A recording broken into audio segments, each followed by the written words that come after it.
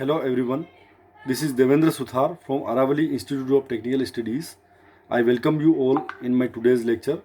The topic for my today's lecture is shortest path routing algorithm. सबसे पहले बात करते हैं हम राउटिंग एल्गोरिथम्स की कैटेगरीज के बारे में. Routing algorithm as you know network layer का वो पार्ट है जो कि राउटिंग को परफॉर्म करवाता है. राउटिंग से मतलब हमारा ये होता है कि किसी भी नोड के ऊपर जब कोई पैकेट आता है, इनकमिंग पैकेट, तो अवेलेबल आउटगोइंग लिंक्स में से बेस्ट लिंक पे उस पैकेट को फॉरवर्ड करना इज राउटिंग. और इस काम को करने के लिए आपकी होती है राउटिंग एल्गोरिथम्स नेटवर्क लेयर के अंदर. इनको ब्रॉडली हम कैटेगराइज करें तो दो पार्ट्स में कैटेगराइज कर सकते हैं, non adaptive routing algorithm and adaptive routing algorithms.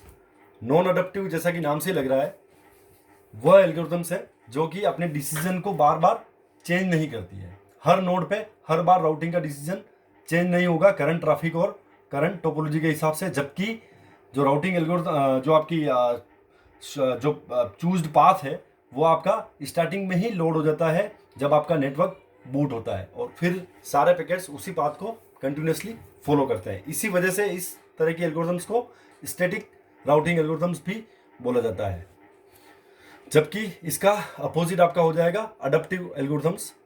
नाम से भी लग ही रहा है, ये वो एल्गोरिथम्स है जो कि हर बार नोड्स के ऊपर आपका राउटिंग डिसीजन चेंज करती हैं. इसी वजह से इनको डायनेमिक एल्गोरिथम्स भी बोलते हैं हम लोग. हम यहाँ पर बात कर रहे हैं शॉर्टेस्ट पाथ राउटिंग एल्गोरिथम की. इसको डिस्गास्टा एल्गोरिथम भी बोलते हैं. ये आपकी एक नॉन अडप्टिव टाइप की राउटिंग एल्गोरिथम है. इसकी मेथड और टर्मिनोलॉजी को एक्चुअली मैं जो एग्जांपल ले रहा हूँ उसी में आपको क्लियर करता जाऊँगा, तो हम डायरेक्टली इसको एक एग्जांपल से ही समझेंगे. ये जो डायग्राम हमने यहाँ पर बना रखा है ये हमारा एक सबनेट या नेटवर्क है, उसको हमने एक वेटेड डायरेक्टेड ग्राफ से यहाँ पर ड्रॉ किया है. इस ग्राफ के जो नोड्स हैं वो आपके नेटवर्क के या सबनेट के नोड्स को रिप्रेजेंट कर रहे हैं, और जो आर्क्स हैं वो communication link between two nodes को रिप्रेजेंट कर रही हैं. और आप देख रहे होंगे सब आर्क्स के ऊपर कुछ क्वांटिटीज़ लिखी हुई हैं. ये क्वांटिटीज़ जो यहाँ पर लिखी हैं these are the cost factors. किसी भी दो नोड के बीच में जो कम्युनिकेशन आर्क है आपकी उसकी कॉस्ट, ये कॉस्ट एक्चुअली आपकी डिस्टेंस की टर्म्स में भी हो सकती है, नंबर ऑफ हॉप्स की टर्म्स में भी हो सकती हैं, या बैंडविड्थ या कोई और फंक्शन भी हो सकता है. हम यहाँ पर इजीली समझने के लिए हम इसको एज्यूम कर लेते हैं कि यह एक डिस्टेंस का आपका फंक्शन है, तो हम यहाँ पर डिस्टेंस ही इसको मानेंगे. अब हम बात करते हैं कि हमारी shortest path routing algorithm work कैसे करती है. तो इसके कुछ रूल्स रेगुलेशंस हैं जो कि इन्होंने इसमें दिए हैं, उसके हिसाब से हम इसको सोल्व करेंगे. ये हमारा हो गया प्रॉब्लम या एग्जांपल, और ये अब हम इसकी बात करते हैं सोल्यूशन की. यहाँ पर सोल्यूशन जो हम कर रहे हैं मैं आपको यहाँ पर बोर्ड पर एक ही डायग्राम में समझाने की कोशिश करूँगा. जब आप एग्जाम में करेंगे तो इसको स्टेप बाय स्टेप आपको अलग अलग डायग्राम बना के आपको वहाँ पर बताना पड़ेगा. जैसे हम बात करते हैं यहाँ पर पहले स्टेप 1 की.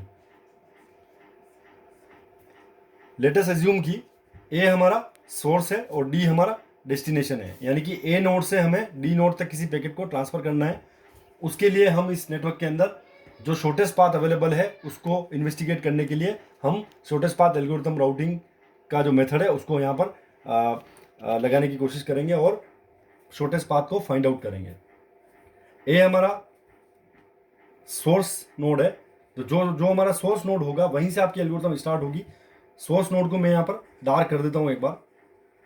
और स्टेप 1 के लिए यही नोड मेरा एक्चुअली वर्किंग नोड का काम करेगा. सोर्स ही मेरा वर्किंग नोड है, यानी कि जो वर्किंग नोड होगा उससे हम प्रोसेसिंग को स्टार्ट करते हैं.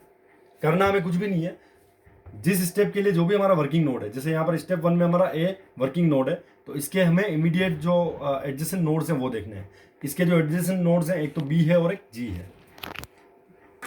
पहले बात करते हैं हम बी नोड के बारे में. शॉर्टेस्ट पाथ एल्गोरिथम के अंदर जो हम यहाँ क्वांटिटीज रिकॉर्ड करते हैं, हम दो क्वांटिटीज का एक सेट लेते हैं. इसकी फर्स्ट जो क्वांटिटी है वो रिप्रेजेंट करेगी डिस्टेंस फ्रॉम सोर्स. ये ध्यान रखें, डिस्टेंस फ्रॉम सोर्स. किसी भी नोड की अगर मैं डिस्टेंस की बात करूंगा तो हमेशा सोर्स से ही इसको कैलकुलेट करूंगा. और सेकेंड क्वांटिटी होती है बेस्ट नोन पाथ, यानी कि ये जो बेस्ट डिस्टेंस है या जो स्मॉलेस्ट डिस्टेंस है वो किस पाथ से हमें पता चला, उस पाथ को हमें यहाँ पर रिकॉर्ड करना होगा.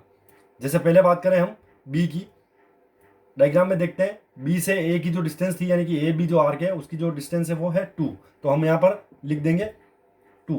इनिशियली जब आप एल्गोरिथम को स्टार्ट करते हैं तो बिकॉज हमें अभी नोन नहीं है डिस्टेंस, तो सारी वैल्यूज को इनफाइनाइट और डैश हमने यहाँ पर एज्यूम किया है।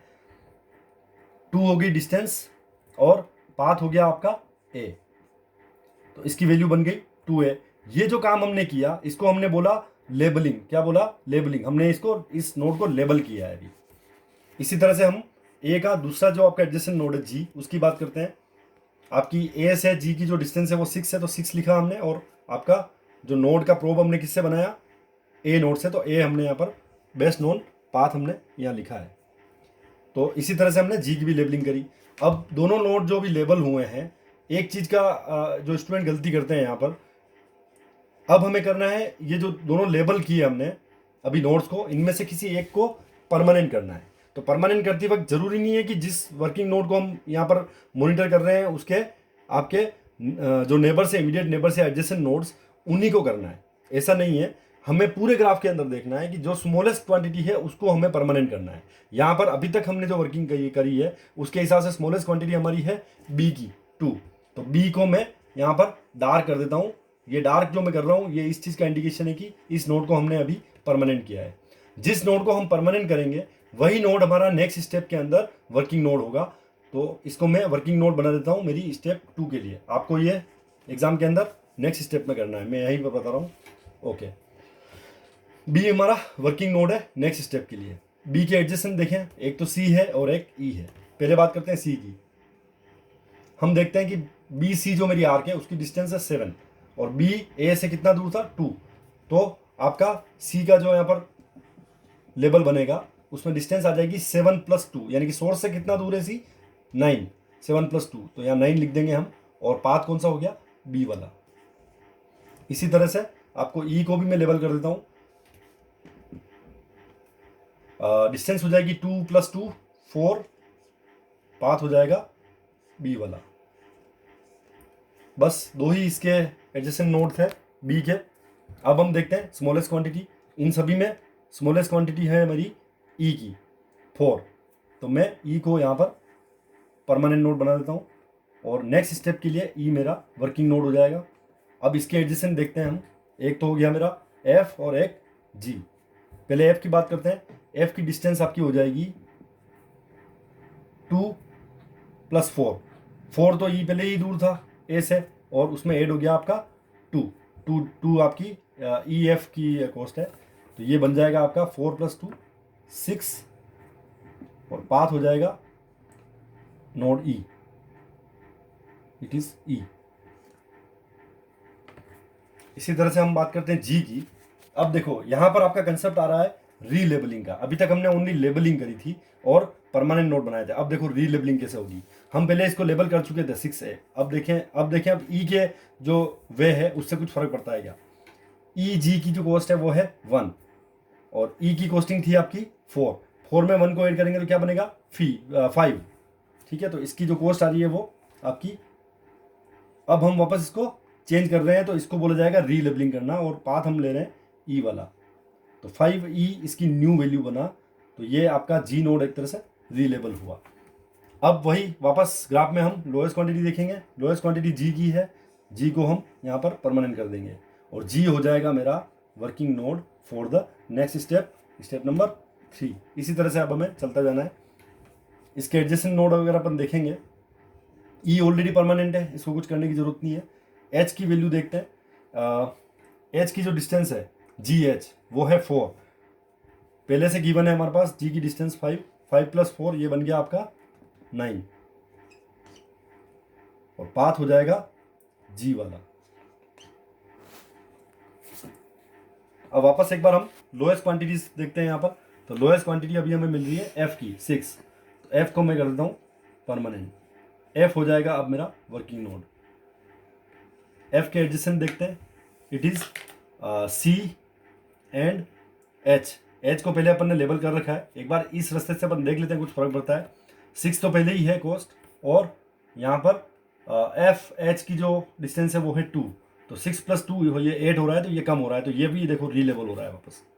ये बन गया यहाँ पर 8, और पाथ हो गया आपका एफ वाला, तो एक नोड यहाँ पर ये वापस अपना रीलेवल हुआ है। फिर से वही हम लोएस्ट क्वांटिटी देखेंगे यहाँ पर लोएस्ट क्वांटिटी है एच की, तो एच को मैं परमानेंट कर देता हूँ और नेक्स्ट स्टेप के लिए एच मेरा वर्किंग नोड हो जाएगा।